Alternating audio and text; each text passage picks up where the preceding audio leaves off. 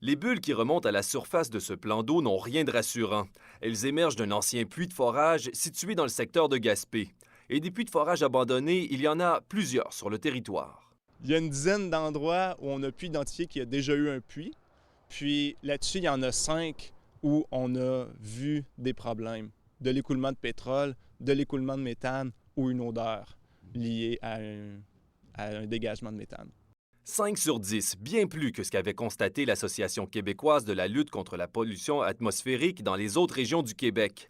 Ce premier coup de sonde est alarmant pour les groupes environnementalistes de la région. Il faudrait minimalement qu'on me prouve qu'on est capable de régler les problèmes qu'il y a avec les vieux forages puis qu'on ne crée pas de nouveaux problèmes. Le dernier inventaire effectué par le ministère de l'Environnement dans la région remonte à plus de 20 ans.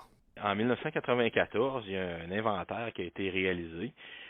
Puis nous, ça nous a permis au ministère de cibler 22 puits abandonnés qui étaient jugés problématiques à cause d'écoulement de pétrole, puis qui causaient ainsi la contamination potentielle de 16 sites.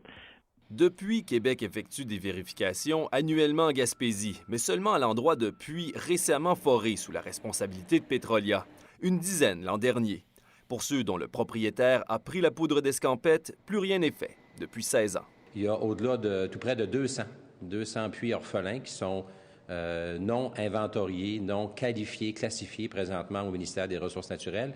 Et c'est un dossier qui remonte à plusieurs décennies dans le cas de ma région. Le projet de loi 106 sur les hydrocarbures, présentement étudié à l'Assemblée nationale, prévoit qu'un propriétaire de forage doit obligatoirement mettre de l'argent de côté pour sécuriser les puits en cas de fuite. Au bout de 10 ans, le montant est remis à la compagnie. Et selon le ministre de l'Énergie lui-même, ces puits ont toutes les chances de se remettre à couler au-delà de ce délai. Ce sera alors à Québec de payer pour les colmater. Alexandre Courtemanche, Carleton-sur-Mer.